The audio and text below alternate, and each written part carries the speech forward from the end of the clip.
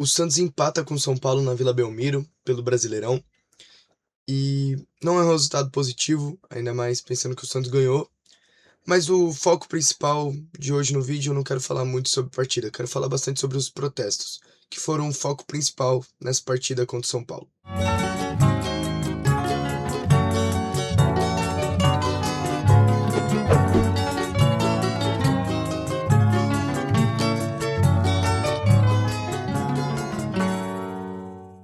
E aí, gente, tudo bem? Eu sou o João Frederico do Tá Jogando. Já se inscreve no canal e todas as nossas redes sociais.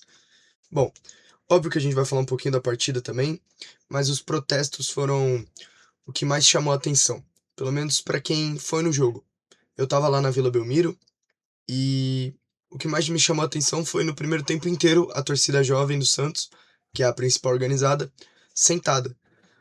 É muito parecido, né? Lembra o 6-0 contra o Vasco, que o Santos, a torcida virou de costas, mas dessa vez, como era um outro tipo de protesto, a torcida decidiu não cantar pro time. Ficou sentado o primeiro tempo inteiro e quieta também, a maioria das vezes. Fora as faixas que anteontem apareceram aos redores da Vila Belmiro, falando diversas coisas, como reclamando das contratações caras, como do Bilal Brahimi, falando do Alexandre Matos, falando do Marcelo Teixeira e diversos outros tipos de protesto. Então, isso estava bem presente na partida de ontem. O Vojvoda, ele muda a escalação em comparação com o jogo no Morumbi, pelo Paulistão. Foi 5 mudanças, né? O Brasão tava nos dois jogos, aí ele colocou o Mike no jogo de ontem, ao invés do Igor Vinícius. O Adonis Frias manteve, botou o Luan Pérez no lugar do Zé Ivaldo, botou o Escobar no lugar do Vinícius Lira. João Schmidt estava nos dois, colocou o Zé Rafael, colocou o Gabriel Menino. Não, minto, o Gabriel Menino já estava. Ele colocou o Zé Rafael no lugar do Roleiser, aí o Menino também já tava, o Barreal já tava, colocou o Rony no lugar do Miguelito e colocou o Gabigol. Então, 5 mudanças. Mike, Luan Pérez, Escobar, Zé Rafael e Rony. 5 jogadores que não estavam no time titular. O Alex Duarte continua sem ser relacionado. O Santos está sofrendo bastante com a ausência do Neymar e do Arão também. A gente perde muito na construção e na saída de bola. A gente tem muita dificuldade de levar a bola ao ataque. E muita dificuldade não só de levar a bola para o ataque, mas de tirar a bola da defesa. Os pontas não têm profundidade nenhuma. Fica um jogo muito difícil pro Santos. Ficar tocando zagueiro pra zagueiro pra lateral, lateral pra zagueiro. Aí a bola vai pro João Schmidt, perde a bola. Ou a bola vai pro João Schmidt, ele toca pro lateral de novo e fica na mesma coisa. O Santos tem muita dificuldade de levar a bola ao ataque. Ontem, então, eu não gostei muito da formação do Vojvoda. Não da formação em si, mas das peças que ele usou para formar o time. O Gabriel Menino tava na ponta direita, onde que eu acho que o Barreal tem que jogar. Mesmo o Barreal tendo jogado bem na ponta esquerda ontem, ele limpava um jogador de São Paulo e ele tinha espaço para bater, mas só que a bola caía sempre na perna direita dele, porque o Barreal ele dribla para dentro, e se ele tá jogando na ponta esquerda, ele tá cortando para direita, e aí não dá para ele finalizar. Não tem a mesma qualidade no chute que a gente viu ele tendo no jogo contra o Corinthians, que ele dá aquela chapada no ângulo. Para isso ele teria que jogar na ponta direita, e não é o que acontece. O Vojvoda sempre coloca ele na ponta esquerda. O Rony e o Gabigol estavam fazendo uma dupla de atacantes, o que eu não acho que também deveria acontecer. Para mim, o Rony deveria jogar na ponta esquerda e o Barreal na ponta direita. E o Gabriel Menino, que estava na ponta direita, jogar no meio. Deixa só o Gabigol lá na frente. A gente estava num 4-4-2. Para mim, deveria ser um 4-3-3. E não foi o que aconteceu, e eu acho que isso foi o que mais me incomodou. Fora o Escobar errando sempre, o Schmidt errando os passes, o, o Menino também errando bastante na ponta, e coisas que eu já falei em outros vídeos. Tipo, é sempre a mesma reclamação. E querendo ou não, eu não. De novo, a gente vai bater nessa tecla. A culpa de tudo isso não é nem de longe o Vojvoda, o principal culpado, né? Mas o que ele tem coisas que ele pode fazer pra melhorar, sabe? Com essas peças que ele já tem. Eu não digo que são peças maravilhosas, que o Santos vai brigar por título, mas eu acho que dá pra fazer um pouco melhor do que ele tá fazendo. Não acho que se ele for demitido, alguém que vai vir vai fazer melhor que ele. Mas eu acho que tem como melhorar. ainda com o Vojvoda. Não acho que ele tem que ser demitido, não. Então, como eu disse, o primeiro tempo do Santos foi muito apático, assim. A gente ficou com a bola, mas não conseguia criar muito. Não chegava ao ataque com perigo.